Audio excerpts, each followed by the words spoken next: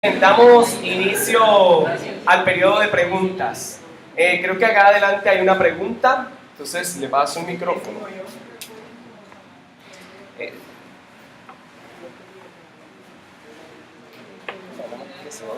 Sí. Bueno, indudablemente cada día se aprende más. Y siempre he dicho, todos los días Dios nos los regala para que le sirvamos a Él. Y sirviéndole a Él, tenemos la obligación de aprender cada día más qué es lo que Él quiere. Ayer, no fue ayer, fue esta mañana, usted mencionó que Daniel no era considerado un profeta. ¿Eso es correcto? Sí. Bien. Sin embargo, me pregunto si la profecía, tal como nos lo han enseñado a nosotros, es la manera como Dios le habla a su pueblo. Entonces, ¿dónde queda el mensaje del ángel Gabriel a Daniel cuando se le presenta y le dice, desde el inicio de tu oración, fuiste escuchado por Dios?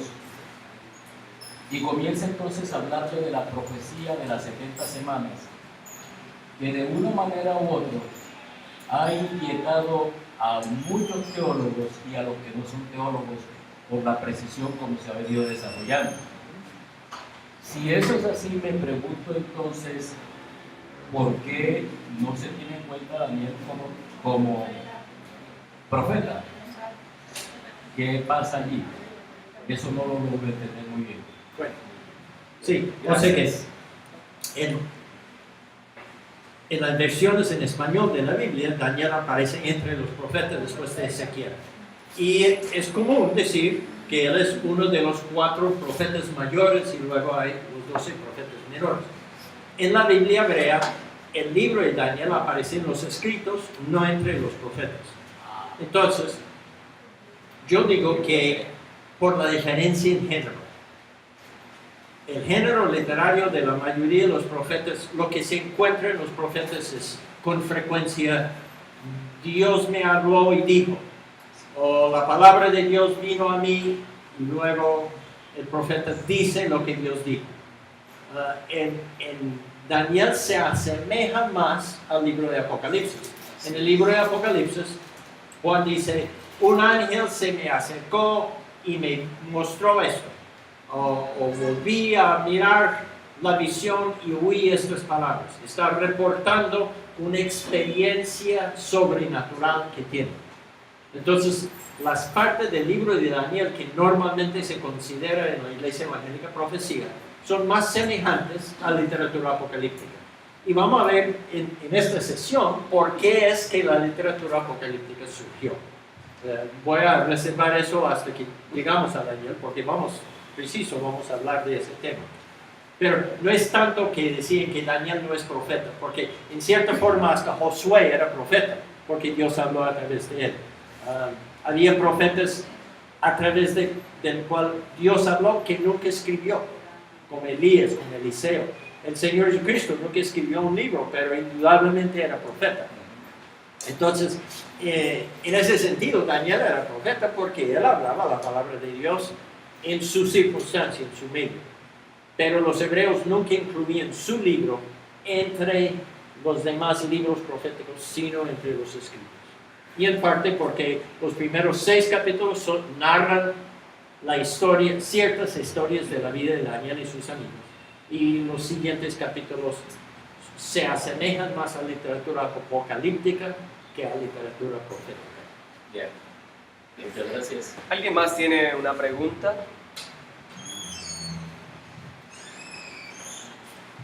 ¿Solo esa de esta primera sesión o de la sesión de ayer? Entonces, continuemos.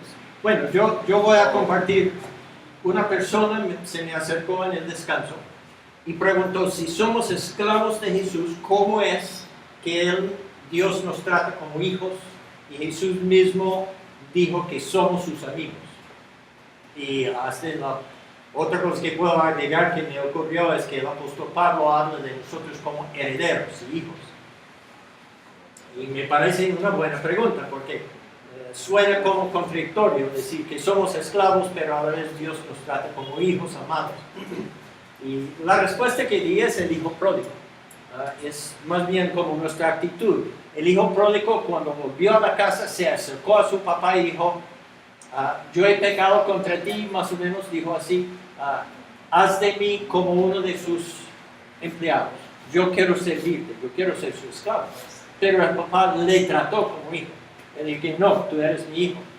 Le vistió de un vestido y le dio un anillo y le llevó adentro para participar en una fiesta. No lo mandó al campo para cosechar. Entonces,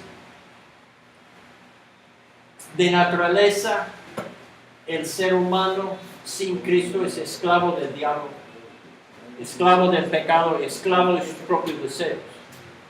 Yo por mí mismo no puedo resistir las tentaciones. Yo no puedo vivir una vida santa por mi propio poder. No puedo.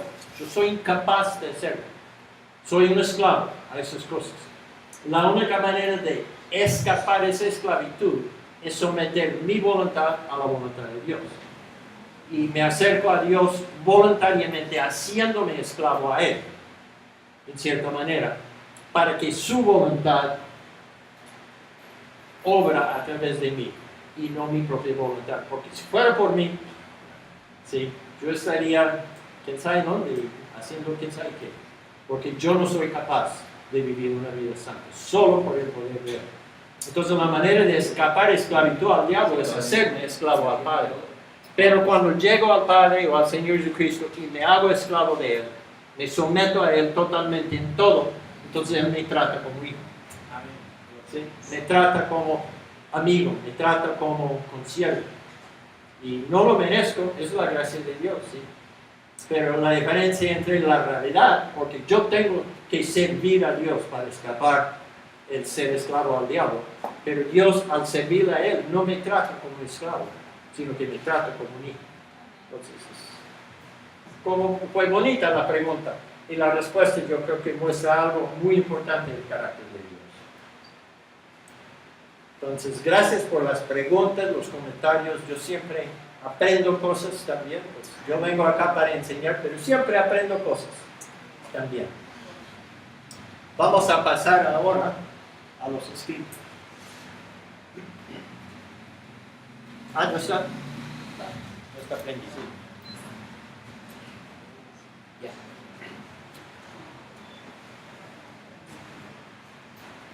Entonces, los escritos abarcan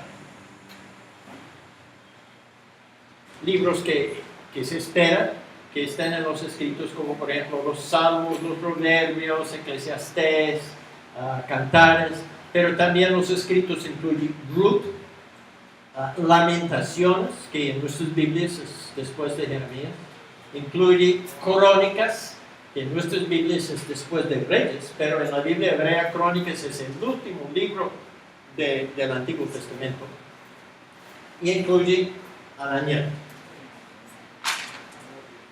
Entonces, en los escritos existen muchos de los mismos temas.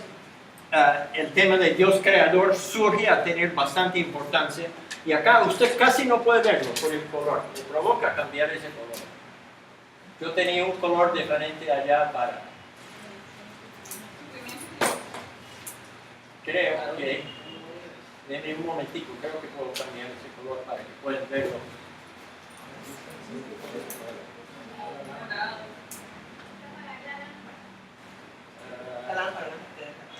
Claro, pero yo puedo cambiar ese color. ¿Se ve mejor?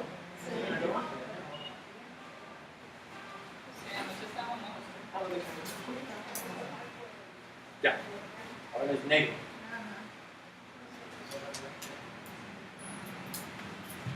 Listo. O sea que el tema de sufrimiento surge acá. El tema del tiempo surge acá. la idea que la relación con Dios continúa después de la muerte física, eso no se expresa explícitamente en los libros antes de los escritos. Y esta idea de buscar a Dios surge en el libro de Crónicas, en el último libro del Antiguo Testamento, según los judíos, y también tal vez el último libro que fue escrito cronológicamente, surge el tema de buscar a Dios, y vamos a ver la importancia de eso.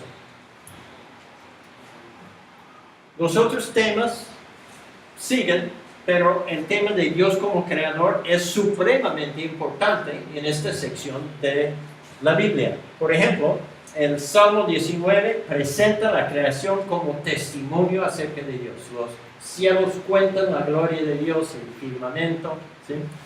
Salmo 24 afirma que todo pertenece a Dios como creador. De Jehová es la tierra y su plenitud. Salmo 148 afirma que toda la creación debe alabar a Dios. Va a haber otros ejemplos de la importancia de eso. Job presenta a Dios el Creador.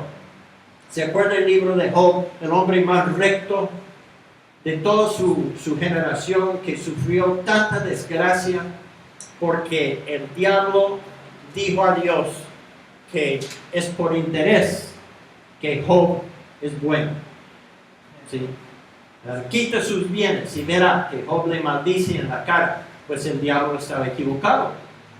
Dios permitió al diablo quitar todo de Job, y Job no maldijo a Dios, sino que dijo: Dios ha dado, Dios ha quitado, bendito sea el nombre del Señor.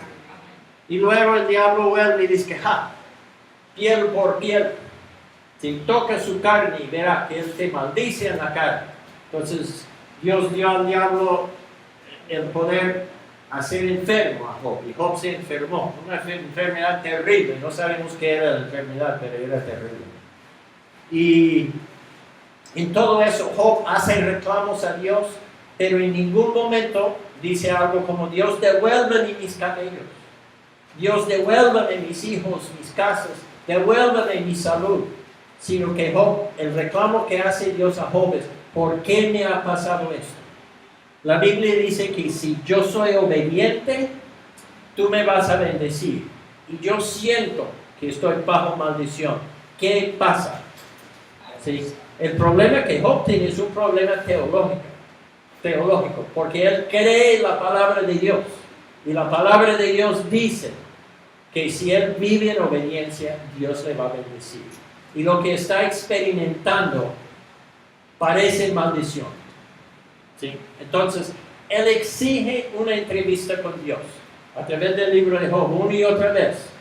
Él pide a Dios que si yo puedo hablar con usted, estoy seguro que entendería las cosas. Entonces, al final del libro aparece Dios. Entonces, Job dice que él quiere preguntar cosas a Dios. Pero Dios, cuando aparece, dice a Job: yo voy a preguntar a usted y usted me va a contestar. ¿Sí? Él devuelve la cosa. Y lo que Dios presente, Dios se presente como el creador. Y luego Job dijo: he huido de ti, pero ahora mis ojos te han visto. Ahora cierro mi boca, no voy a hablar más. O sea que Job dijo: pues no voy a contestar. Porque todo el discurso de Dios era haciendo preguntas. ¿Dónde estaba tú cuando yo hacía esto? ¿Dónde estaba cuando yo hacía esto? Entonces, la segunda vez que Dios empieza a hablar con Job, él habla del Behemoth y el Rab. Ahora, esos eran en la mitología pagana de la época. Eran los dioses de caos y de desorden que los dioses paganos tenían que vencer para formar y dar orden a la creación. Sí, en los mitos de creación no bíblicos aparecen esos dos criaturas del cual Dios habla en Job. ¿Sí? Entonces Dios habla de esas criaturas no como enemigos que tiene que vencer, sino como si fueran mascotas con que él puede jugar, que son también creaciones de Él. O sea que Dios a través de todo eso está dando a entender que Él está en control de este universo. El universo no está en caos, no ha escapado su control, y Él es el único que puede controlar la maldad que entró en su creación debido a nuestra desobediencia. Sí, la realidad que vivimos es esto. Puede que yo vivo una vida casi perfecta, pero porque hay otras personas malas que hacen maldades, yo soy afectado por esas maldades. Vemos eso en la Biblia. Yo puedo contar cosas de mi vida. Usted de pronto puede pensar en ejemplos de su propia vida, donde cuando usted estaba haciendo lo correcto, lo bueno, y sucedió una desgracia, algo terrible, porque alguna otra persona hizo algo malo. ¿Sí? Entonces, esa es la realidad que vivimos. Y es porque Dios permitió al ser humano decidir. Hablamos de eso ayer. Él tenía que hacer eso para que el amor fuera amor y para que la obediencia fuera obediencia. Él tiene que dejar al ser humano de veras decidir qué va a actuar, cómo va a actuar, a quién va a servir. Entonces, el hecho de que Dios permite que haya maldad en su creación, pero Él controla esa maldad para que, uno, sus propósitos nunca se frustren, y Dios al final de cuentas se hace justicia. Lo que pasó a Job tal vez fue injusto, ¿sí? Pero después Dios le devolvió el doble de lo que tenía. Tenía más hijos después que tenía antes, y vivió hasta la vejez y murió en paz. ¿Sí? Entonces, pues, al fin Dios hizo justicia y demostró al diablo y a todos los demonios que Job no estaba actuando por interés, sino en integridad, por amor a Dios. Y que este principio de bendición y maldición no es una especie de soborno para obligarnos a hacer lo bueno, como a veces se habla de premiar el buen comportamiento para que la persona se porte bien. ¿Sí? Los psicólogos hablan de esa manera, los de Skinner, de esa escuela de psicología, habla de modificar el comportamiento de la persona, dándoles premios cuando hacen bien y dándoles consecuencias cuando hacen lo malo, para entrenar a la persona siempre a hacer el bien, como Pablo y sus perros. ¿Sí? Entonces, lo que el diablo estaba acusando a Dios es hacer eso. Estaba acusándole a él a usar manipulación para controlar nuestro comportamiento, básicamente. Y el libro de Job comprueba que, por lo menos en el caso de Job, eso no era lo que era, porque Job no hacía reclamo de los bienes. En ningún momento estaba buscando las bendiciones de Dios, sino que la relación de Dios, que para él había sido roto, su integridad como persona, que había sido comprometido, porque todos sus amigos pensaban que había pecado. Ellos llegaban y decían, seguramente hay algo en su vida, examínese, de pronto no está consciente, pero hizo algo. Y Job dijo que no, yo no hice nada. ¿Sí? Entonces todo el tiempo lo que comprobó es que el diablo estaba equivocado. Ese episodio de Job tuvo consecuencias buenas, porque comprobó que el diablo estaba equivocado, y al final de cuentas Dios restauró a Job todas las cosas. ¿Sí? Entonces, el hecho que Dios es creador en el libro de Job muestra que Él es el único que puede controlar la maldad en este mundo y hacer lo malo funcionar para bien para nosotros. O sea que ese principio en Romanos 8:28 está basado en lo que pasó a Job. A los que aman a Dios, todas las cosas ayudan a Dios. Porque si lee con cuidado Romanos 8, habla de todas las dificultades que tenemos como cristianos. Y dice, a pesar de eso, no está hablando de una vida cristiana feliz, está hablando de una vida cristiana dura y difícil. Y está diciendo, a pesar de todo, somos más que vencedores. ¿Por qué? Por eso, porque Dios es el creador y Él está en control hasta de la maldad que está en el mundo. Bueno, hablando de Dios como creador, Proverbios también está basado sobre la teología de Dios como creador. Porque en Proverbios el autor examina la creación y descubre cómo vivir en armonía con ella, descubriendo principios bíblicos acerca de cómo funciona esta creación. ¿Sí? O sea que por la sabiduría que Dios nos da, nosotros podemos descubrir principios espirituales en la misma creación. ¿Usted ha notado que la gran mayoría de las parábolas del Señor Jesucristo habla de cosas de la creación? Pescar, sembrar, barrer la casa, ¿sí? Cosas que a diario hacemos. Y él usó esas cosas para ilustrar verdades espirituales. Proverbios hace algo semejante, ¿sí? Y está basado en la creación. Y hay un principio en Proverbios que dice, el temor a Jehová es el principio de toda sabiduría. Entonces la persona que examina la creación sin tener en cuenta el temor a Jehová, llega a conclusiones erradas. Y eso es lo que es el libro de Eclesiastés. En Eclesiastés el autor examina la creación sin tener en cuenta el creador. Y él llega a la conclusión que la vida es vana.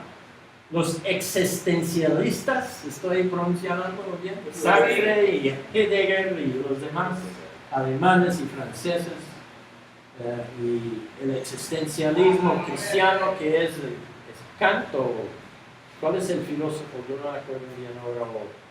René Descartes. Creo que es otro, pero de todas formas, toda esa filosofía es la filosofía de Eclesiastés. Es, miremos nuestra existencia, miremos esta creación, pero no pensamos en lo sobrenatural, solo en lo que podemos medir o sentir con nuestros 5 sentidos, lo que nosotros experimentamos. Y la gente llega a la conclusión que la vida es vana. Ahora hay 2 opciones, uno es matarme, creo que Sartre hizo eso, ¿sí? Van Gogh quitó su oreja, ellos eran existencialistas porque vivían, y el otro es la opción de que el hombre valiente como que aguanta y vive de todas maneras, aunque la vida no tiene sentido. Esas son más o menos las 2 opciones que ellos como filósofos. Y eso es el libro de Eclesiastés. Examina la vida sin pensar en Dios el Creador y llega a la conclusión que la vida es vana. Entonces el autor al puro final de la vida dice, el final de cuentas es esto, teme a Jehová. Porque si no tiene el temor de Jehová, no tiene nada. Básicamente es la conclusión de esa vida. Y el libro de Cantares examina la sexualidad humana desde una perspectiva bíblica. Ahora, en los tiempos bíblicos, las religiones paganas, todas tenían, a través de la sexualidad humana, pensaba que podían manipular a los dioses o a la creación. O sea que en el tiempo de siembra, cuando las vacas deben dar cría y la tierra debe dar fruto, todas las religiones paganas tenían una festividad que incluía algún acto sexual público. Se hablaba de prostitutas del templo y hasta prostitutos, o sea que hombres que participaban en eso, sacerdotes y sacerdotisas, que hacían el acto sexual en público, porque ellos creían que los dioses paganos eran seres sexuales también, y que la sexualidad humana manipulaba a los dioses y la misma naturaleza. Entonces, a través de esas festividades era para ellos una manera de garantizar que la vaca da cría, que la cementera da fruto, que llueve en el tiempo que debe llover y que hace seco en el tiempo de la cosecha para poder recoger los granos. Eso era el pensamiento de ellos, ¿sí? Entonces el sexo no era una cosa privada, una cosa íntima que se compartía dentro del matrimonio, sino una cosa pública que era una manera de manipular a Dios y manipular a la creación. ¿Se acuerdan el dibujo donde no había límites firmes entre la naturaleza, la humanidad y los dioses? Entonces lo que yo hago con un ser humano de alguna manera puede manipular a Dios y afectar la creación. En la cosmovisión bíblica, Dios es Dios y nosotros somos seres humanos. Y Cantares lo que muestra es una teología bíblica de la sexualidad humana.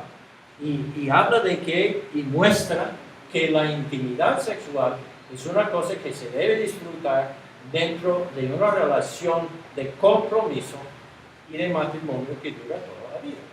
Y muestra pues la bendición y lo bueno que puede ser en eso. Pero eso depende de Dios como el creador.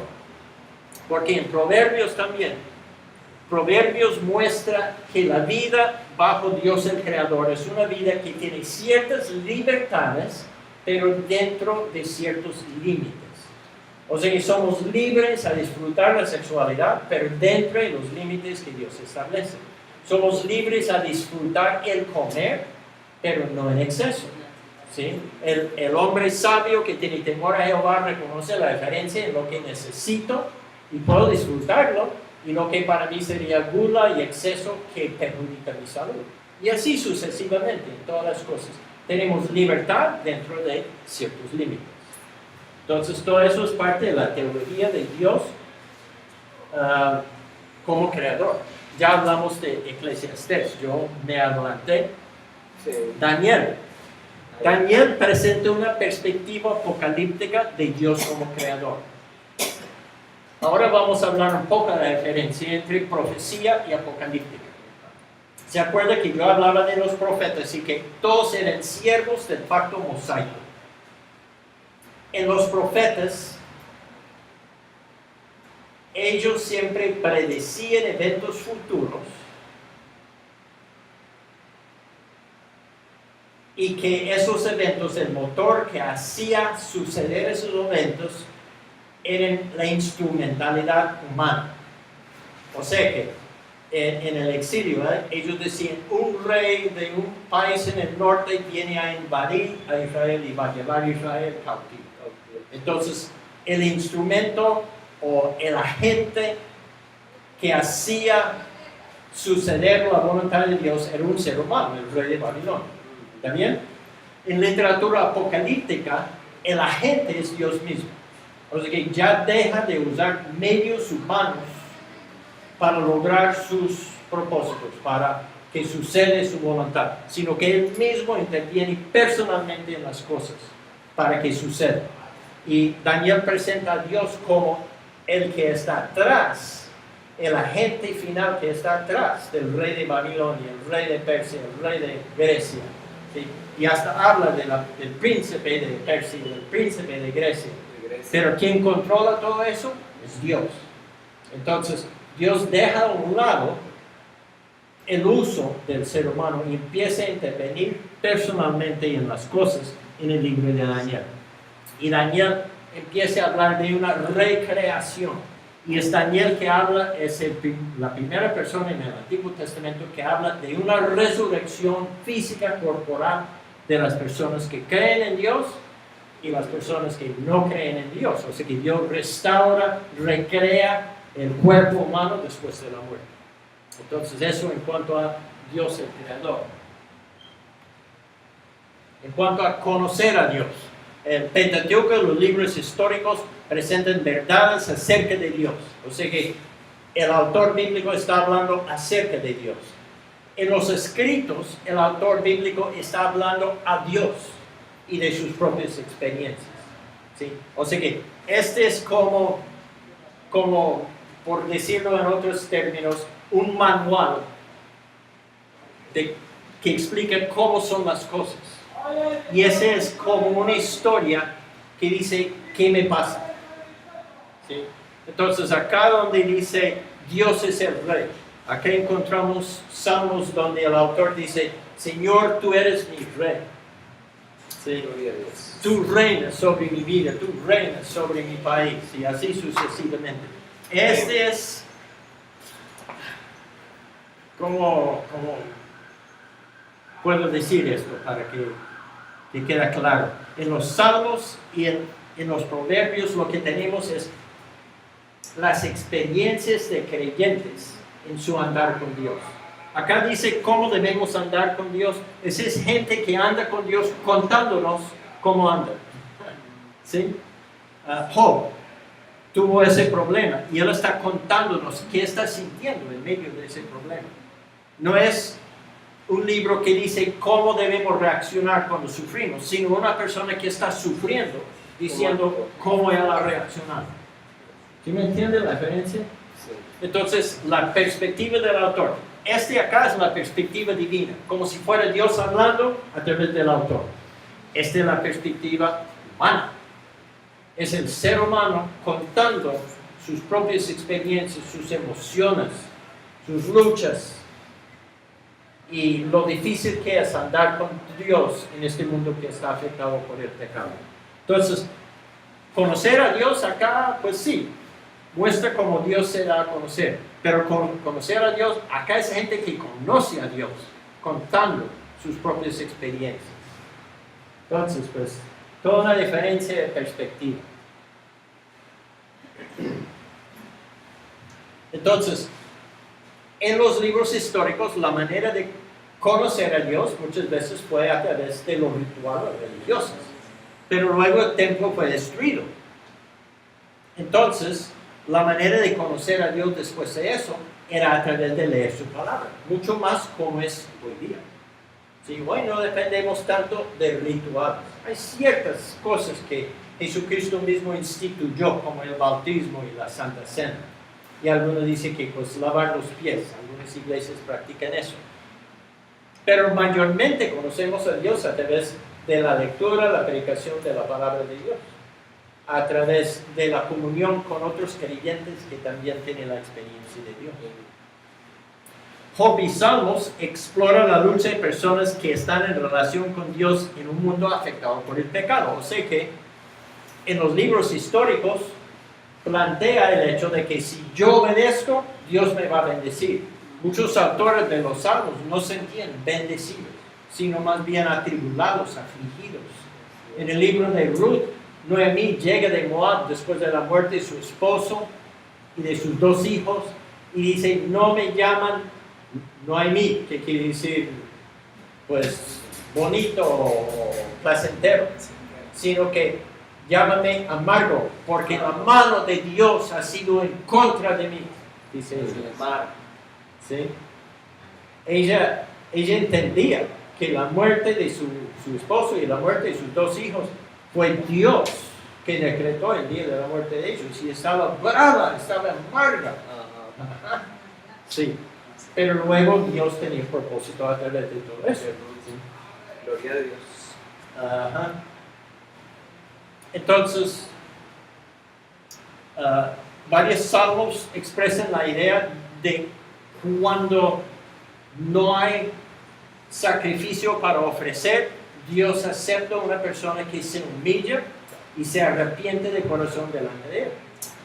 En el Antiguo Testamento, por ejemplo, el caso de David y Betsabé, no había sacrificio para eso, porque era un pecado, como digo yo, descarado.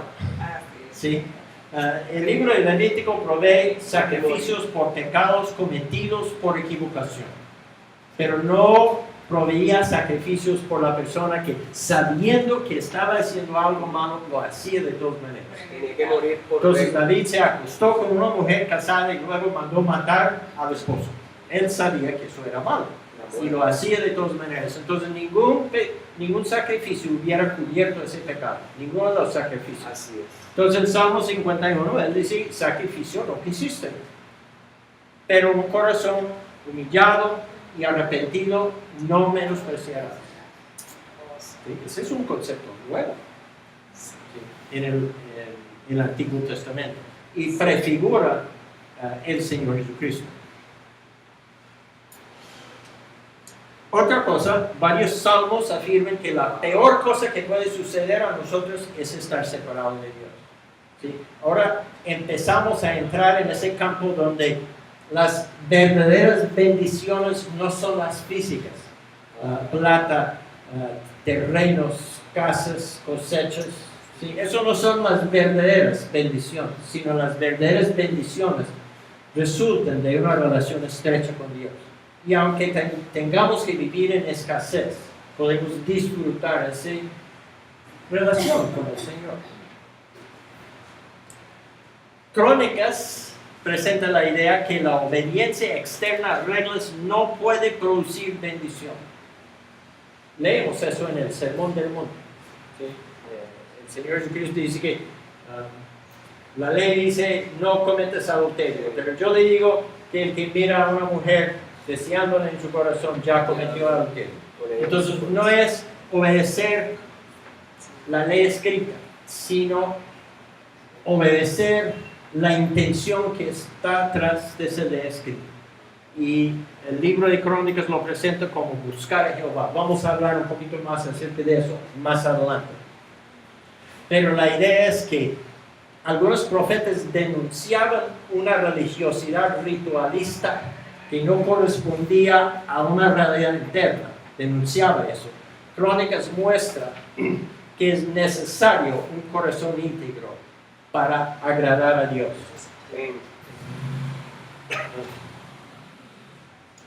Bueno, ya hablé de esto. Yo adelanté un poco lo de Job, donde Satanás acusa a Dios de usar el principio de bendición como para manipularnos y que los seres humanos obedecemos a Dios por interés, ¿sí? Y el libro de Job muestra que eso no es cierto. Entonces no voy a tomar más tiempo acá, tenemos que andar acá si vamos a terminar. Sí. En cuanto a Dios tomando la iniciativa, en algunos libros de los escritos, la iniciativa de Dios no es explícito. Ya entramos a este término providencia, un término teológico que quiere decir como Dios actúa como en una forma implícita, atrás de las cosas, atrás de los sucesos, no en una forma directa. Entonces, tanto en Ruth como en Esther ni menciona a Dios. En Ruth, los dos actos de Dios son dar cosechas en Belén para que Noemí regresa y luego permitir que Ruth concibiera y tuviera un hijo. Son los dos actos de Dios. Pero todo lo que sucede en estos dos libros, uno vea tanta coincidencia, uno vea la mano de Dios atrás de todo, que Él está actuando, está obrando, pero de una forma como casi encubierta, lo que los teólogos llaman la providencia de Dios. ¿Sí? Dios mostrando su favor, su bondad para nosotros, pero atrás de las cosas que suceden. No hay milagros en esos dos libros, no hay palabras proféticas, pero Dios logra sus propósitos a través de eventos comunes y corrientes. En cuanto al ser humano decide, tanto en Salmos como Proverbios se entera por primera vez que solo hay dos caminos. ¿Sí? Salmo 1 habla de eso. Y a través de Proverbios muestra que tenemos que decidir entre dos posibilidades, no más. No hay más que dos posibilidades. Tenemos que andar en obediencia a Dios o en rebeldía a Él. No hay término medio. Daniel muestra la soberanía de Dios, extiende sobre gobiernos paganos. Con ese relato del rey Nabucodonosor, y se volvió loco por 7 años y luego volvió a tener el poder en su reino. Por ejemplo, en la visión que tuvo de la estatua, luego una roca no cortada de la montaña, pero sin manos, llega y destruye la estatua y crece y llena toda la tierra. Ese es el reino de Dios. Entonces se ve que Dios ejerce su soberanía sobre Babilonia, sobre Persia, sobre Grecia, sobre Roma. Y Esther ilustra el equilibrio entre la iniciativa y soberanía de Dios. Vamos a leer. Esa es una cita muy interesante. Busque Esther 4, 13 y 14.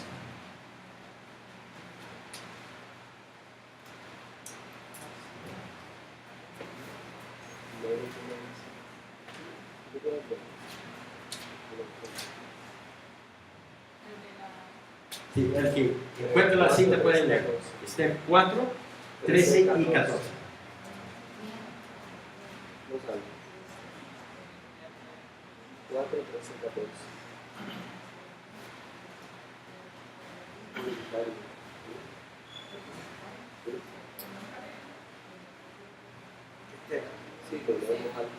Sí, voz alta, alguien lo lea, por favor. 13, 14. Sí. Entonces dijo Mardoqueo que respondiese a Esther: no pienses que escaparás en la casa del rey más que cualquier otro judío, porque si callas absolutamente en este tiempo, respiro y liberación vendrá de alguna otra parte para los judíos, mas tú y la casa de tu padre pereceréis. Y quién sabe si para esta hora has llenado al rey. Ajá. Al reino. Al reino, sí. Entonces, ¿qué nos enseña esto? Dios nos provee para oportunidades para servirle. Amén. Nosotros tenemos libertad de decir sí o no. Así es. Me llegó a la mente Jonás. Él trató de decir no, pero al fin tenía que hacer lo que Dios quería. Pero Esther, parece que Esther tenía la opción verdadera de servir a Dios en este o no. De hablar con el rey acerca de lo que había pasado o no hablar. Entonces, lo que Mardoqueo está diciendo acá es que Dios permitió a Esther llegar a ser reina para eso.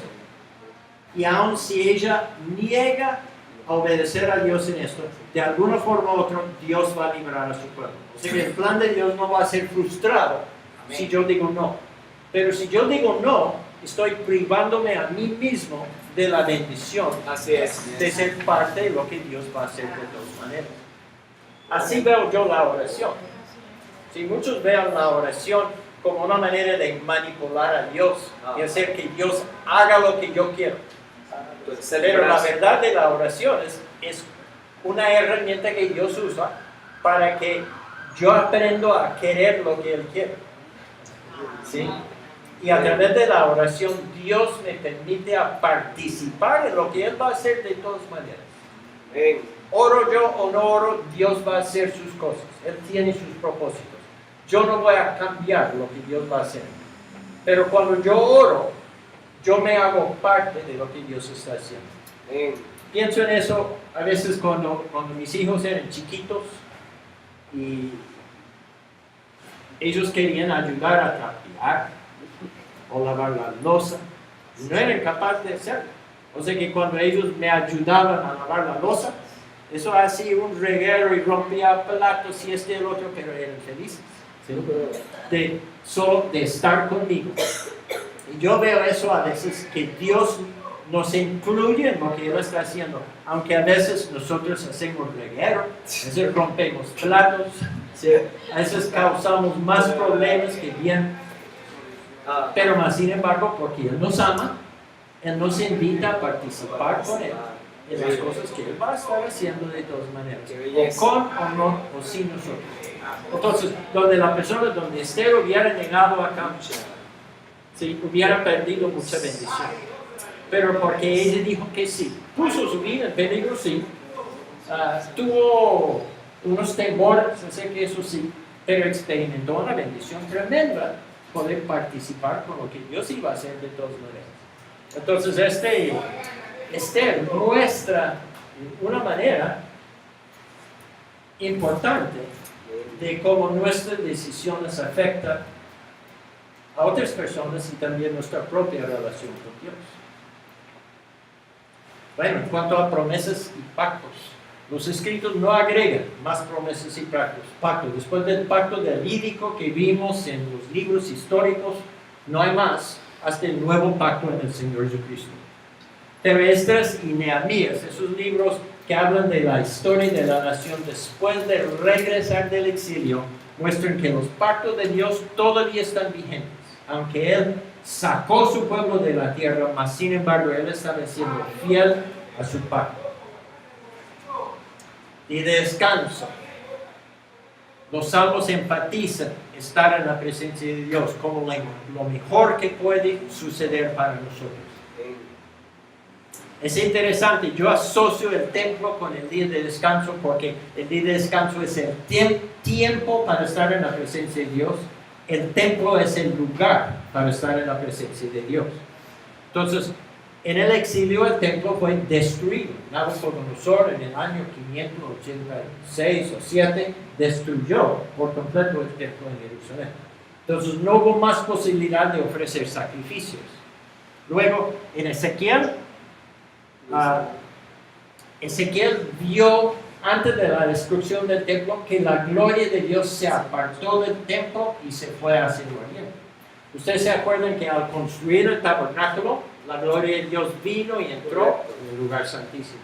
Después, cuando Salomón construyó el templo y lo dedicó, la gloria de Dios vino y se posó en el lugar santísimo.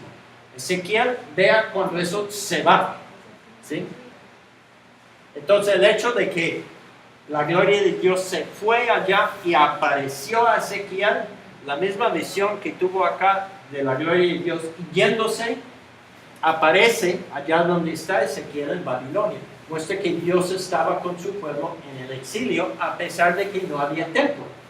No había templo físico, pero la gloria de Dios estaba con ellos. Así es. Luego, cuando reconstruyeron el templo, no hay ninguna cita en el Antiguo Testamento que dice que la gloria de Dios volvió al templo. Ninguna cita. Ese templo que reconstruyeron, la gloria de Dios no volvió allá. Entonces, para mí eso es prediciendo el hecho de que la gloria de Dios ahora no habita en casas hechas en manos de hombres, sino que está en medio del pueblo de Dios. Amén. Cuanto a Dios de los ejércitos, muchos salmos piden la intervención de Dios. Vamos a leer algunas de estas citas, porque son citas que siempre presentan dificultades para los creyentes. Alguien busca Salmo 137, 8 y 9. Y alguien busca Salmo 149, 6 a 9, por favor. Vamos a leer ambos. 137, 8 y 9. Alguien. Otra persona, 149, 6 a 9. 137, 8 y 9 dice: Hija de Babilonia, la desolada, bienaventurado el que diere el pago de lo que tú nos hiciste. Dichoso el que tomare y estrellare sus niños contra la peña. Wow. Sí, la imagen allá es coger un bebé y estrellarlo en el piso hasta que muera. ¿Sí? Y 149, 6 a 9. Wow. Exalten a Dios con sus gargantas y espada de 2 filos en sus manos, para ejecutar venganza entre las naciones y castigo entre los pueblos, para aprisionar a sus reyes con grillos y a sus nobles con cadenas de hierro, para ejecutar en ellos el juicio decretado. Gloria será esto para todos sus santos. Aleluya. Sí, aleluya, dice. Una vez yo estaba en un grupo de hermanos, estábamos orando antes de un culto, y la costumbre en esa iglesia era orar un salmo.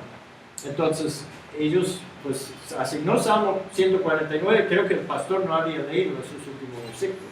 Entonces, iba y cada hermano tenía que leer un versículo y orar conforme a lo que decía ese versículo. Entonces,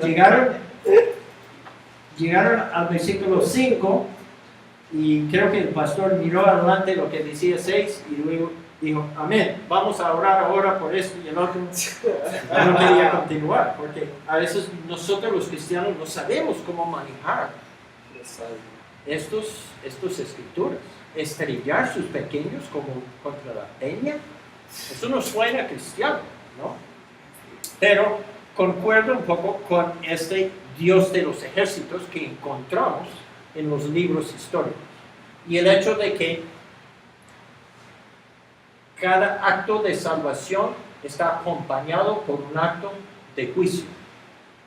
Job 1 y 2 ilustra el poder irresistible de Dios sobre los poderes espirituales también. Satanás, en el libro de Job, no puede hacer nada sino explícita exactamente lo que Dios le permite hacer. Nada más puede hacer Satanás, ¿sí? Entonces, los salmistas acá están expresando la ira de Dios en cierta forma contra personas que han hecho lo malo. ¿Sí? Está expresándolo en términos que para nosotros es difícil de entender. Pero más sin embargo tenemos que entender que hay un componente de Dios, una parte de su carácter que incluye ira justa y recta. Y ese ira está expresado contra maldad, contra toda injusticia, contra toda inequidad. ¿Sí?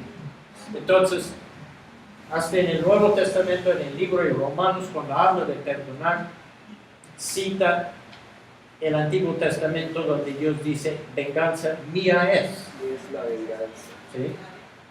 Entonces, y yo pagaré, dice Dios. Entonces, fue Jesús, de todas las personas en la Biblia que hablaban del infierno, el que más hablaba del infierno era el mismo Señor Jesucristo, advirtiéndonos de que existe un lugar de castigo eterno para los que rechazan la gracia de Dios, y advirtiéndonos que más bien escogen la vida. Bueno, vamos a llegar acá a buscar a Dios. Y eso para mí eso es muy interesante y también clave. Hasta el libro de Crónicas quedaba la idea de que la obediencia resulta en bendición y la desobediencia en maldición. Los Salmos y el libro de Job lucha con ese principio y la realidad que vivimos. Porque a veces personas buenas y justas sufrimos. Y a veces personas malas, de más mal no puede ser, en esta vida experimenta, aunque sea un tiempo de mucha riqueza, de mucho gozo, de mucha alegría. ¿Sí? Entonces, luchamos con eso. El libro de Crónicas resuelve hasta cierto punto el problema, porque muestra que la obediencia externa no es suficiente, sino una actitud de buscar a Dios. Entonces, usted puede hacer el estudio en 1 y 2 de Crónicas, con su concordancia, busca todas las citas donde habla de buscar, y en algunos que fulano buscó a Dios, en otros fulano no buscó a Dios, o fulano abandonó a Dios y buscó a los ídolos, o buscó a los brujos. ¿Sí? Usted puede hacer el estudio usted mismo. Así es. Y puede sacar estos principios. La persona que busca a Dios, su vida está caracterizada por oración. Cuando tiene que tomar decisiones, consulta a Dios para sus decisiones. Cuando tiene una situación de crisis, depende de Dios en medio de su crisis. Cuando algo bueno pasa, da gloria a Dios y agradece a Dios. Y cuando peca, se humilla delante de Dios y se arrepiente. En cambio, los reyes, las personas en todas Crónicas que no buscan a Dios, ellos no oran. No encuentran ningún registro que esos reyes alguna vez oraban a Dios. No consultan a Dios para la toma de decisiones, sino dependen de su propia destreza, su propia fuerza, su propia inteligencia, sus alianzas con otros países, la plata que tiene ahorrado, etc. En situaciones de crisis tampoco dependen de Dios, sino de sus propios recursos o de alianzas políticas. Si algo bueno pasa, no dan gloria a Dios, sino que se glorifican a ellos mismos. Y si pecan, no se humillan. Un profeta se enfrentó a Asa y dijo, locamente has hecho, ¿se acuerdan la cita? Asa echó al profeta en la cárcel. No se arrepintió. En cambio, David, el profeta Natán, le enfrenta y dice que has pecado, y David dice que sí, tiene razón. Así es. Sí. Entonces, pues, esa idea de buscar a Dios aparece en Crónicas al final del Antiguo Testamento. Y vamos a encontrar que el que sigue al Señor Jesucristo tiene todas esas características. Y el que no sigue al Señor Jesucristo tiene todas las características contrarias. Entonces, lo que es como una prefiguración de cómo va a ser el pueblo de Dios después en el Nuevo Testamento, esta idea de buscar a Dios. A ver. Sustitución es un tema que no aparece casi en los escritos, muy poco. Se encuentra un y otro lugar. Por ejemplo, el Salmo 51 da a entender que es Dios que va a perdonar a David, pero no dice exactamente cómo eso va a suceder. Entonces los escritos no agregan mucho al tema de sustitución.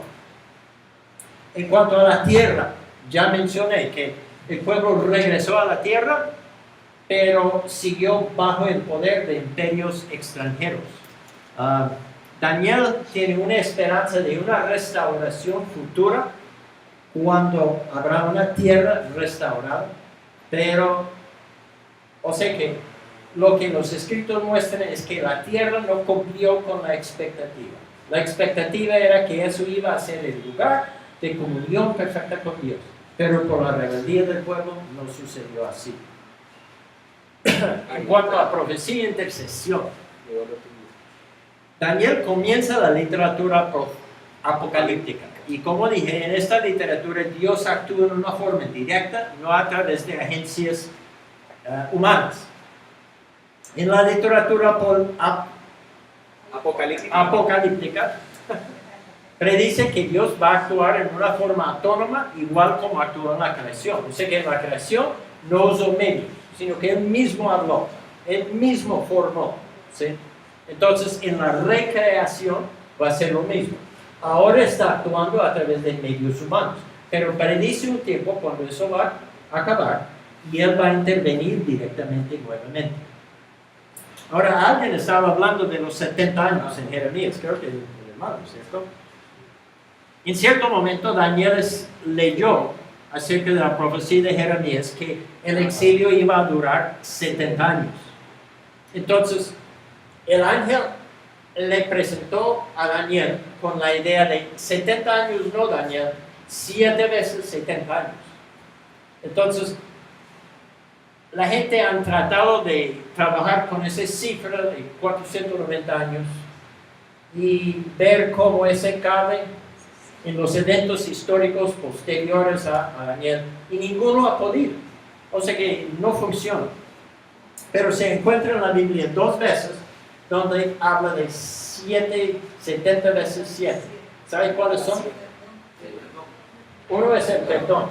Si Pedro dice, ¿cuántas veces, Señor, cuántas veces debo perdonar? ¿7? No. Y pues Pedro pensaba que estaba siendo muy espiritual, porque los fariseos decían 3 o 4.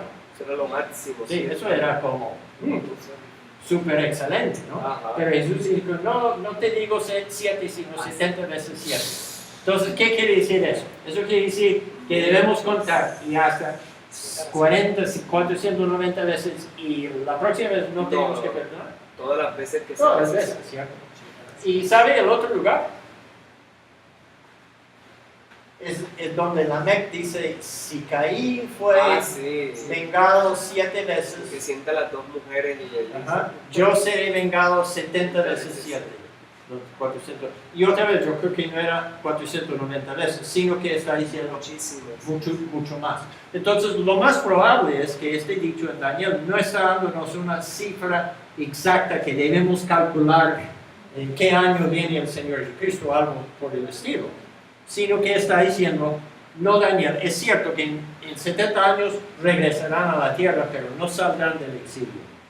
Porque por mucho tiempo más, hay mucho tiempo más que tiene que correr antes de que se cumpla por completo el propósito de Dios. Bueno, ¿cómo vamos al tiempo? Vamos bien.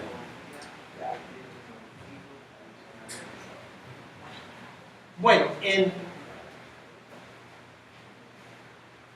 el Pentateuco la manera principal de orar era intercesión.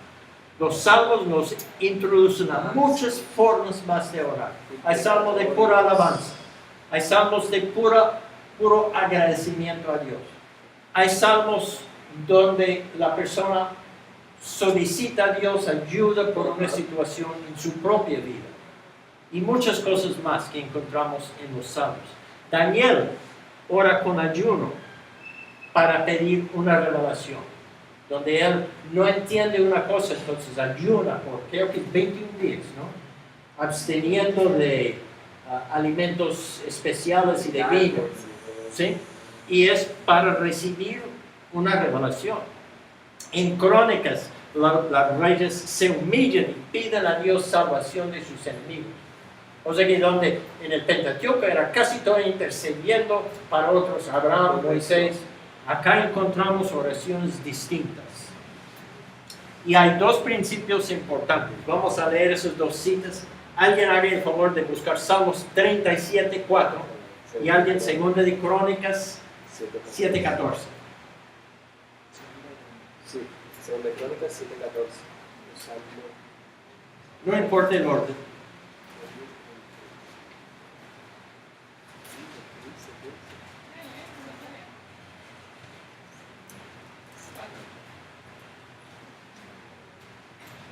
Salmos 37:4. Deleítate a sí mismo en Jehová, y Él te concederá las peticiones de tu corazón. Y 7:14, Segunda de Crónicas, ¿qué dice? Si se humillare mi pueblo, sobre el cual mi nombre es invocado, y oraren, y buscaren mi rostro, y se convirtieren de sus malos caminos, entonces yo oiré desde los cielos, y perdonaré sus pecados, y sanaré la tierra. Entonces, dos principios acá. Uno es, acá la oración no es para que la voluntad de Dios se conforme a la mía, sino para que mi voluntad se conforme a la de Dios. Deleítate en Jehová, Y Él te y Él te concederá las peticiones de corazón. ¿Por qué? Porque ya mi corazón desea lo que Él va a hacer de Dios. alineado. ¿Quién ha cambiado? Dios no. Yo he cambiado. Y acá tiene que arrepentirse, tiene que humillarse, tiene que abandonar los pecados para que Dios escuche las oraciones. ¿Sí? Hay toda una serie de exigencias allá para que la oración sea escuchada. Y tenemos que tener en cuenta eso cuando leemos en el Nuevo Testamento, por ejemplo, Jesús diciendo, pedid y se os dará. O cuando Él dice que todo lo que pidieres en mi nombre, yo lo haré. Sí, pues la Biblia, o sea que Él está pensando en estas cosas también. Sí, no está dándole un cheque en blanco para que usted pida lo que le da la gana, sino que la persona que de veras está andando con Cristo y procurando hacer su voluntad y se encuentra obstaculizado por algo y ora a Dios, Señor, quítame esta montaña para que yo haga su voluntad en esta circunstancia, Dios lo quitará. Sí, pero no va a estar quitando montañas por ahí solo porque es algún antojo nuestro, algún capricho. No. Quita la boca. Sí. Bueno, el remanente.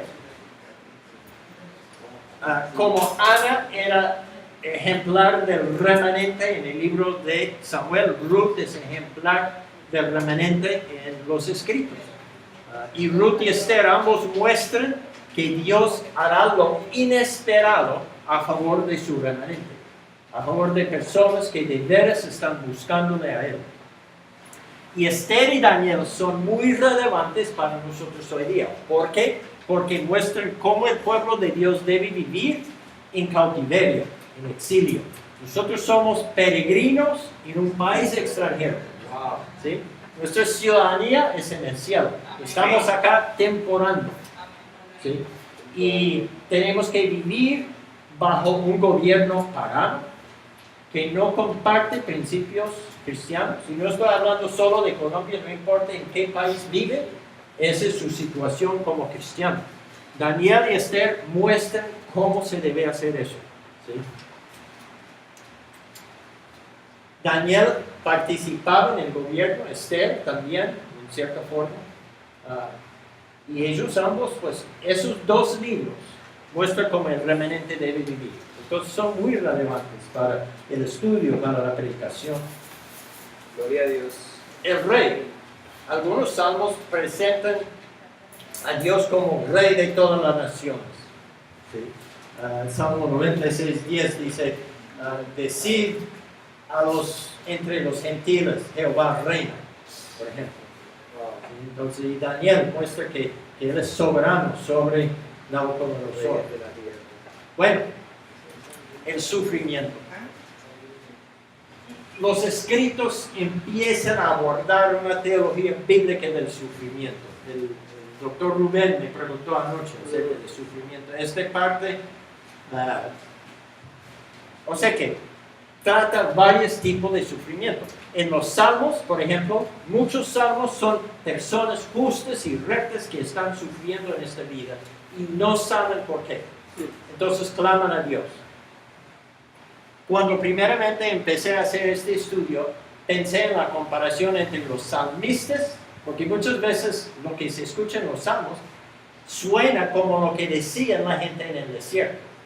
Ahora, Dios acepta el clamor del salmista, pero no acepta el clamor de esa gente en el desierto. ¿Qué era la diferencia? Porque la queja del salmista justo que está sufriendo desgracias en esta vida, Dios lo acepta. Pero la queja del pueblo de Dios en el desierto cuando decía, tenemos sed, tenemos hambre, ¿sí? Dios no lo aceptaba. ¿Qué era la diferencia? ¿Cómo lo vea usted? Yo llegué a una conclusión, pero me interesa oír lo que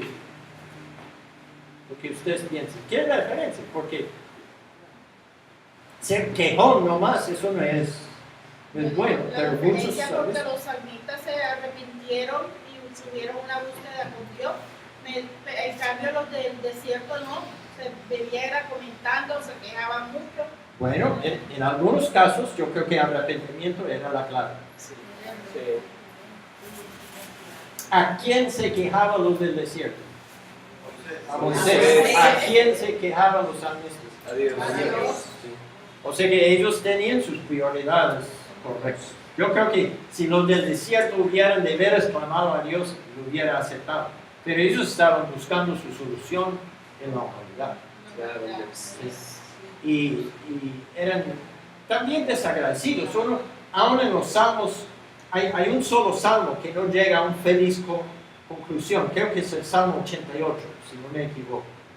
Pero todos los demás, el salmista, después de presentar su queja, se acuerda de la fidelidad de Dios en el pasado y empieza a alabar a Dios.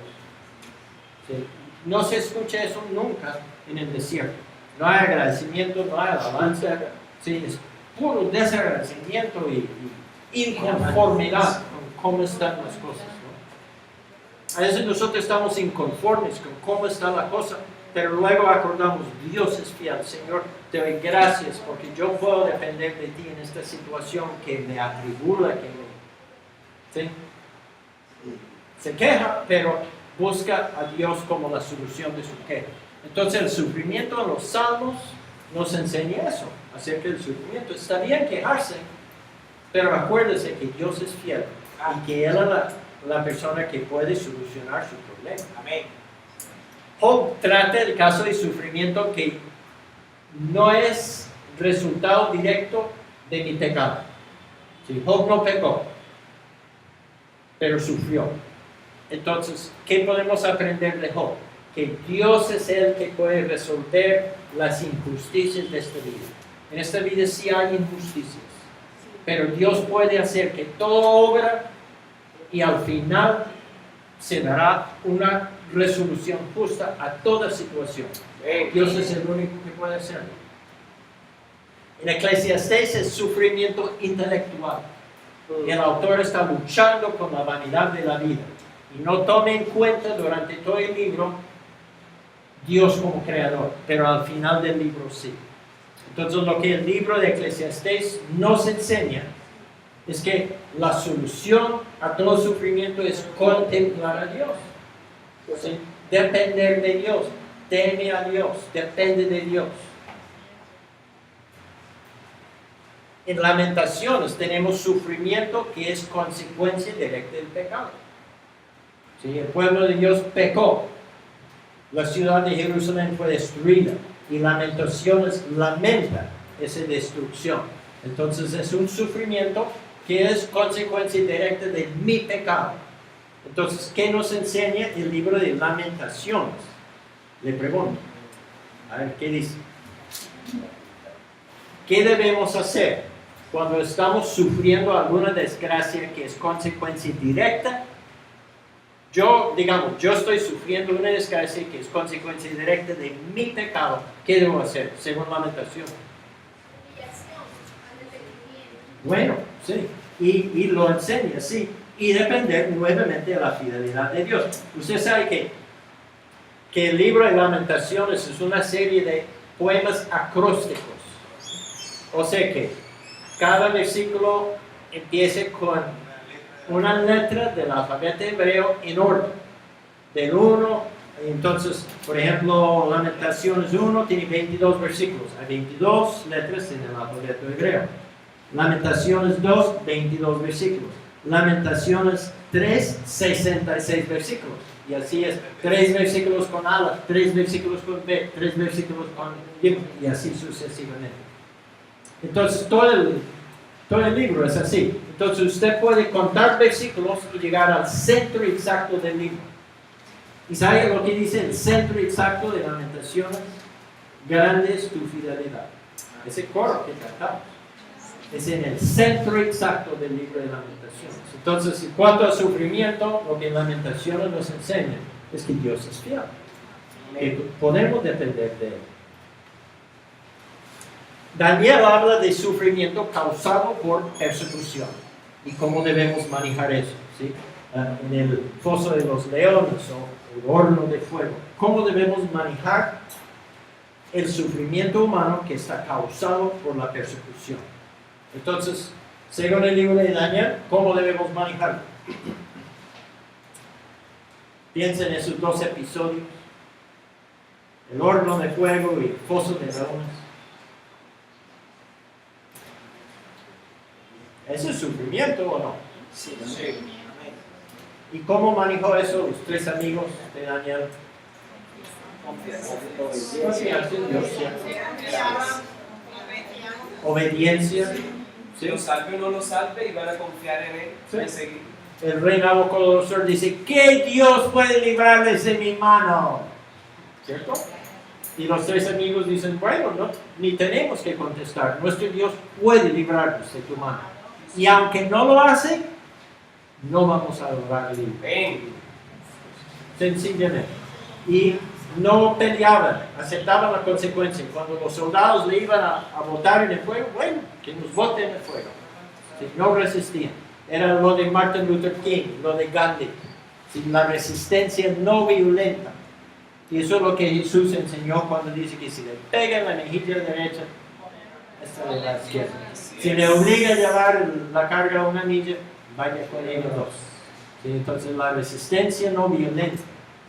La manera de mostrar a la gente lo malo que están haciendo. Pablo lo ilustraba también cuando él decía: si tu enemigo tiene sed, dale de beber; cuando tiene hambre, dale de comer. Y así amontona asco de fuego sobre su cabeza. O sea que la resistencia no violenta y hasta el mostrar amor y cariño a la persona que le causa dolor y sufrimiento, eso hace que esa persona sea arrepentida. Hay muchas historias de verdugos, de cristianos perseguidos, que después de ver a un hermano morir con integridad y con fe, se convierte al Señor Cristo, incluido el carcelero en Hechos 16. Bueno, sufrimiento. El tiempo. Y con eso terminamos los escritos. Los escritos empiezan a presentar una teología de tiempo que será desarrollado más adelante. Y eso es implícito, en los salmos es implícito, no es explícito. Vamos a ver en los evangelios y en el resto del Nuevo Testamento que vuelve más explícito esta teología del manejo del tiempo.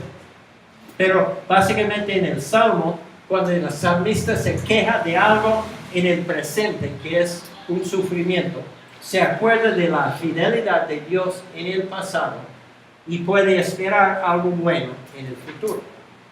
¿Sí? Entonces tenemos los comienzos de una teología de cómo debemos manejar la cuestión del tiempo según nuestra humanidad.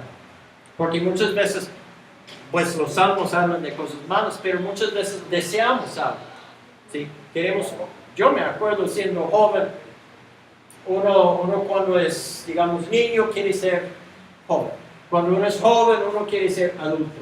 Cuando uno está en el colegio, quiere graduar y espera ir a la universidad. Cuando está en la universidad, quiere terminar. O sea que siempre la expectativa es algo que viene por adelante. Uno llega a los 60 y pico, casi 70 años, y deja de esperar tanto en el futuro. Porque sabe lo que el futuro trae, es la muerte. ¿Sí? Uno se acerca cada día más y más a la muerte. Uno dice que pues, he vivido más años que voy a vivir. ¿Sí? Yo estoy mucho más de la mitad de mi vida, ya he vivido. Entonces las oportunidades que he tirado, pues ya quedan tiradas. Pero la actitud hacia la vida cambia. ¿Sí? La manera de pensar en la vida cambia. Y esta teología del tiempo nos ayuda a manejar estas cosas un poco. ¿Sí? La verdadera esperanza no es acá en esta tierra, no es. La fidelidad de Dios no se va a manifestar en su plenitud acá en la tierra. No todos los malos van a recibir su pago merecido acá en esta vida. Y no todos los buenos van a recibir el justo trato que merecen en esta vida. Nuestra esperanza, en gran parte, es en un futuro que llegará después de la muerte y después de la segunda venida del Señor Jesucristo. Entonces, eso empieza a surgir un poco en los libros, en los escritos. Entonces, ahora sí voy a abrir esta otra cosa y vamos a ver cómo estas cosas se relacionan.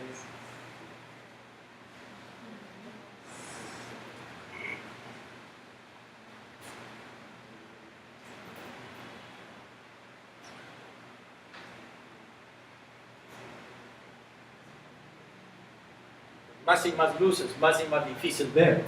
De todas formas, empezamos con esto ayer, el Pentateuco y los libros históricos hablamos y llegamos ahora a esto. Y tengo otro dibujo que quiero mostrarles. A ver dónde está mi flecha. Ahí va. Bueno. ¿Ese está bien enfocado o se puede un poquito más? Si está bien enfocado. Bueno, de pronto es por mucha luz que no se ve muy bien. Entonces, algunos cambios. La relación con Dios continúa después de la muerte física. Sí, eso se hace evidente en los proverbios y en el libro de Daniel. Y acá introduce la idea de sufrimiento y tiempo, más que todo. Ese es el cambio más grande en los escritos. Y la razón es la diferencia en perspectiva. Ya no es más Dios hablando de cómo Él se da a conocer, sino el ser humano hablando de cómo es conocer a Dios en esta vida. Cómo es conocer a Dios en una creación donde todo está afectado por el pecado. Y el sufrimiento, el tiempo entra en todo esto. Entonces, donde quiero ir ahora es este. Si puedo ver mi flecha. ¿O será que yo puedo hacer esto nomás? Espera. A ver si puedo llegar allá. No va a llegar. Bueno, esta es una foto que tomé de una silla en la casa de un amigo. Es un tapiz. Y está hecho, no sé, a mí me parece que es fique. Yo creo que es fique. Y diferentes colores. Y hay todo un diseño allá hecho en fique y es como el respaldar y también la parte donde ellos se sienten en este sitio. Es muy bonita, ¿no? Y me hizo pensar que lo que estamos haciendo con la teología bíblica es como armando un vistazo de un tapiz. Si a la medida que vamos hablando, por ejemplo, vamos hablando como Dios creador, puede que eso es el color blanco. Y cuando vamos hablando de sufrimiento, eso puede ser el color negro. Y cuando vamos hablando de Dios como Jehová de los ejércitos, eso puede ser el color anaranjado o algo así. ¿Sí? Y lo que tenemos en la Biblia, la tendencia nuestra a veces es enfocarnos en un pasaje pequeño. Y lo que estamos mirando entonces es intentar un colorcito acá. Y en la teología sistemática también cogemos, por ejemplo, cristología. y seguimos ese color, ignoramos a todo el resto. Pero lo que estamos tratando de hacer con esto, con la teología bíblica, es armar un vistazo de la Biblia que nos ayuda a entender las cosas como es entender un tapiz cuando uno está mirándolo al diseño completo. Uno aprecia los detalles, pero también aprecia cómo los diferentes colores se complementan el uno al otro y cómo el diseño se va armando en una y otra parte del tapiz. Pero el tapiz no está completo hasta que están todos los colores y todo el diseño. Entonces eso más o menos es una idea de qué estamos tratando de hacer con todo eso. Entonces son las 11:38, tenemos tiempo para preguntas. Sí. Voy a apagar esta cosa. Ok. Bien, entonces pasamos al tiempo de preguntas. Ahora sí. Ya hay una pregunta por acá. Joel.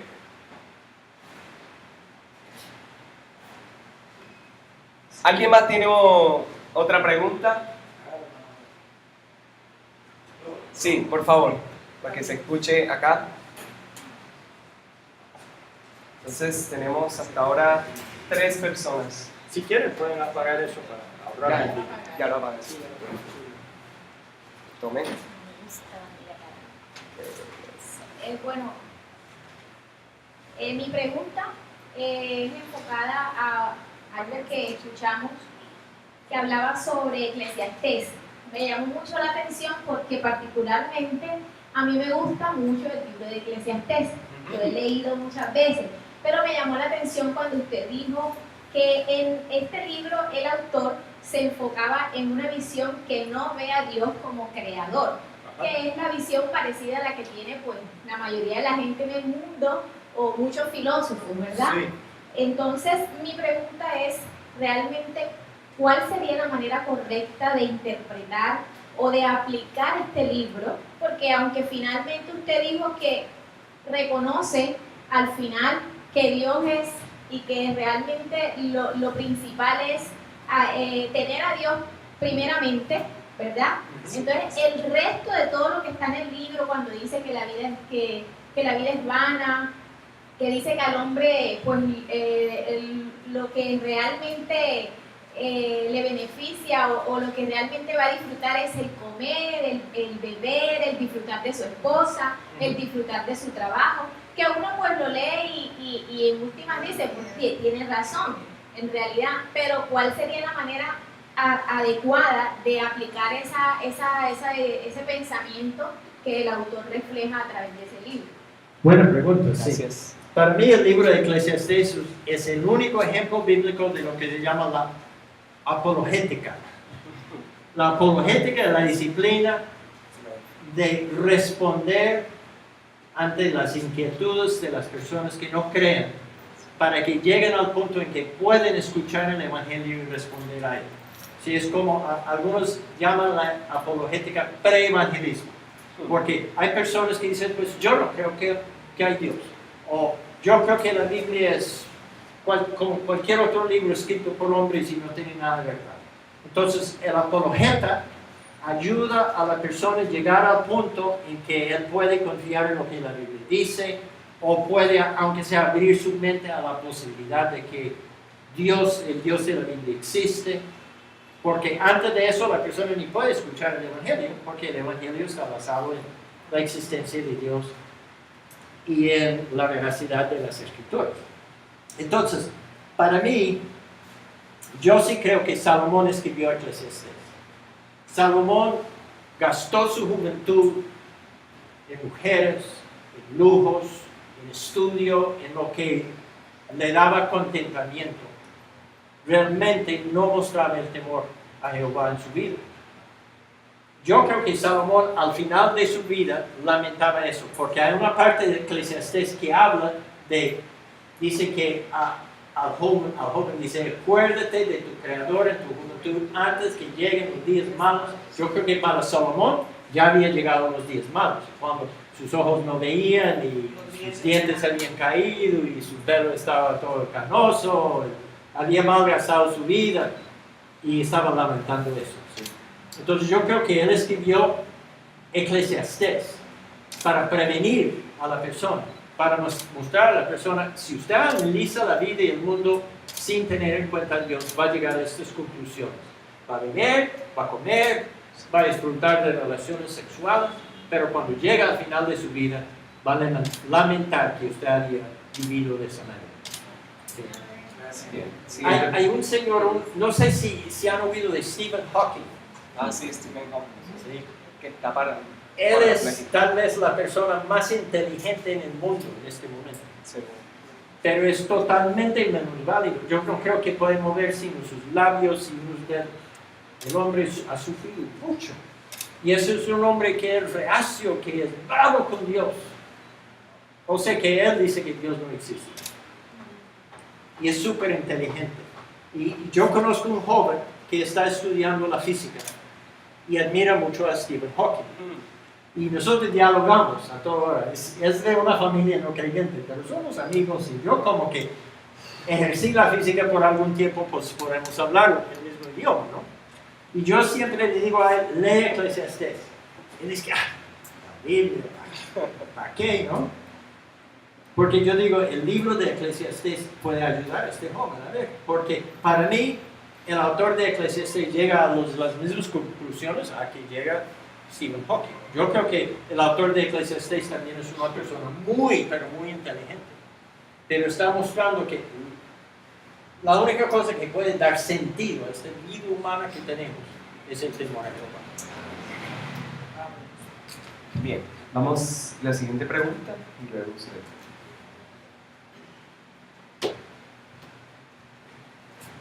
Bueno, en esta mañana se ha hablado bastante de Job.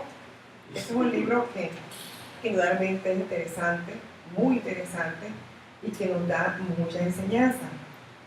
Siendo usted un maestro en teología, tal vez me pueda ayudar con esta inquietud que siempre he tenido en Job 3:25.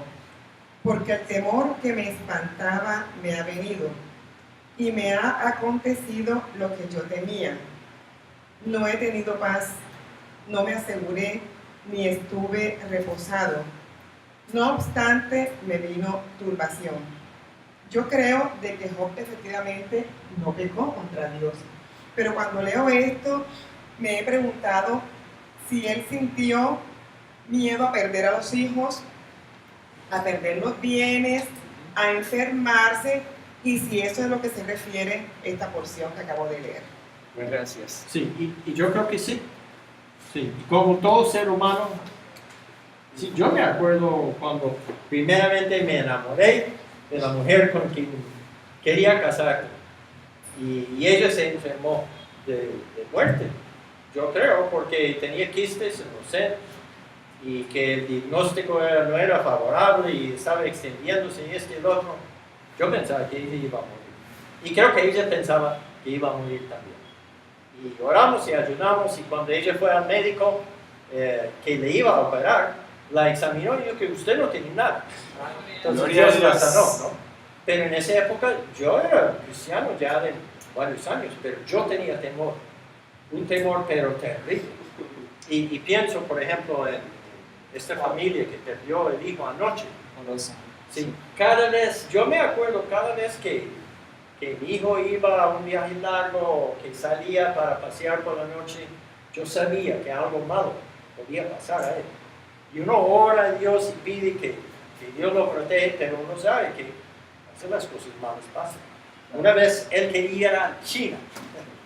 En esa época era ilegal para los cristianos ir a China. Y él iba precisamente para llevar Biblias como contrabando. Y nosotros teníamos que firmar la carta dando permiso a él, a la entidad que iba a patrocinar esa cosa. Y lo firmamos. Después de mucha oración y todo, Esperanza y yo lo firmamos. Y lo que le decimos a él, pues agradecemos a Dios los años que hemos tenido. Y si usted no vuelve, pues confiamos que eso haya sido la voluntad de Dios, pero vamos a estar orando que vuelva. Wow. Porque sentimos que eso era la voluntad de Dios y cosas así, sí. El cristiano puede tener, o sea que el temor no es pecado. el coraje también no es que uno no teme. Lo que el coraje es saber, aunque uno teme, hacer la cosa que uno sabe que debe hacer. Y igualmente la fe no es no tener dudas. Muchas veces la fe es actuar a pesar de las dudas que tengamos. Porque todos tenemos dudas. De esa vez inconclusa la inquietud, es que yo llegué a pensar que tal vez esa situación fue la que permitió que a Job le pasara eso, como una reacción de Dios enojado con Job por haber experimentado esos temores. Sí. Y yo he oído predicaciones basadas en eso. Pero creo que está equivocado porque el libro de Job da el concepto que Dios tiene de Job. Y es que es el hombre más recto, temeroso de Dios, apartado del mal. No hay nadie como él en la tierra. Así. Más bien fue que de pronto el enemigo sabía el miedo que tenía y por eso. Y es interesante, yo a mis estudiantes les desafío con ese versículo porque hay un proverbio que dice, al malo le sucede lo que él teme. Entonces yo presento a mis estudiantes con ese versículo de Job y con ese proverbio y digo, ¿cómo reconciliamos esto con lo que Dios dice de Job, que es el hombre más recto en la tierra de ser? Es interesante a veces pues, las respuestas que me dan. Bien. Gracias. Siguiente pregunta. Bueno, yo creo que mi vocecita se escucha hasta allá. Venga, tienes que confusarlo. ¿Qué me Tranquila. tiene que...? Voy Claro a que sí. leer un capítulo de Eclesiastés. Está bien. Como dijo mi hermana Silvia, a mí también este libro me ha gustado mucho. Y referente a lo que usted ha predicado, enseñado, yo pienso que esto también se refiere a él. Muy bien. Dice, la vida es difícil de entender. Me he dedicado a tratar de entender que todo lo que se hace en esta vida y he visto casos en que unos dominan a otros, pero que al final todos salen perjudicados. También he visto que sepultan con honores a gente malvada y que la gente buena ni en su propio pueblo la recuerda. Y esto tampoco tiene sentido. Cuando el malvado no es castigado de inmediato, la gente piensa que puede seguir haciendo lo malo. Tal vez haya gente malvada que peque y vuelva a pecar. Y vivirá muchos años, pero yo sé que no le irá bien. Ni vivirán mucho tiempo, pasarán por la vida como una sombra porque no respetan a Dios. En cambio, a quienes aman y obedecen a Dios, les irá mejor. Y en este mundo pasan cosas que no tienen sentido.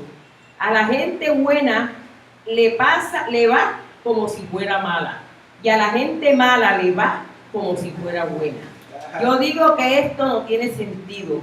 Por eso digo, a pasarla bien en esta vida que Dios nos ha dado. Lo mejor que podemos hacer es comer, beber, divertirnos, y eso es lo único que nos queda después de mucho trabajar. Tanto me dediqué a observar todo lo que se hace en este mundo y a entender lo que es la sabiduría, que ni de noche ni de día podía dormir. Y fue así como vi todo lo que Dios ha hecho en este mundo y que es algo que jamás podemos comprender, aunque tratemos de hallarle algún sentido, no se lo encontraremos, aunque haya algún sabio que crea entenderlo, en realidad no podrá entender. Sí, el libro de Eclesiastés es tremendo. ¿Qué capítulo era? 4. 8. 8. Sí, y ese capítulo tiene 9. Tiene el único versículo, además del final del libro, que habla de que si uno teme a Jehová le va a ir bien. Sí, es el único en todo el libro que habla de eso. Y sí, pues, para mí Eclesiastés respalda la conclusión de Proverbios que dice que toda sabiduría y todo conocimiento proviene del temor a Jehová. Y la persona que tiene eso puede negociar las contrariedades tremendas de esta vida con paz. ¿Sí? Nosotros podemos tener paz. Yo no sé, francamente, yo era no creyente por muchos años. Sí, yo me convertí a la edad de 26 años.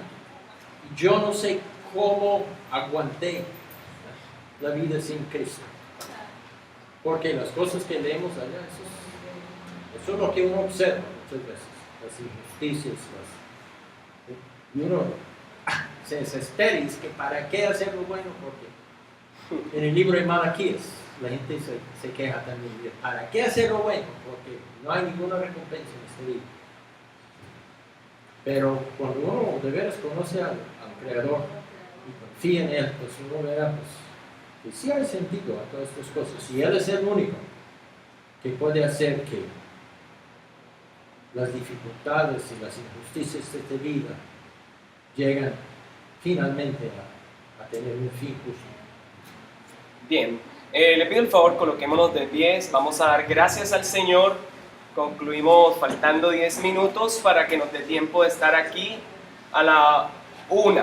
A la 1 empezamos. Si les parece, reunámonos aquí a la 1:15. ¿Sí? ¿Les parece? Bien, demos gracias al Señor. Amado Dios, bendito sea tu nombre, que nos has dado tu palabra para conocerte, para acercarnos a ti. Y queremos acercarnos a ella no de cualquier manera, sino de forma humilde, para entender lo que tú nos quieres enseñar. Ahora, ayúdanos a vivir lo que nos has enseñado. Ayúdanos, Señor, aún en medio de las aflicciones de nuestra vida, a corresponder con lo que tú deseas, con lo que tú quieres, y entender que tus planes son superiores y que efectivamente en este mundo sí le pasan cosas buenas a los malos, malas a los buenos, pero tú estás en control. Y el principio de la sabiduría es el temor del Señor. Llévanos ahora a comer, a disfrutar, a descansar en tu bendición, y que podamos estar aquí juntos disfrutando a la 1:15. En el nombre de Jesús. Amén. Amén. Dios le bendiga. Saludémonos. Puede saludar también, Robert.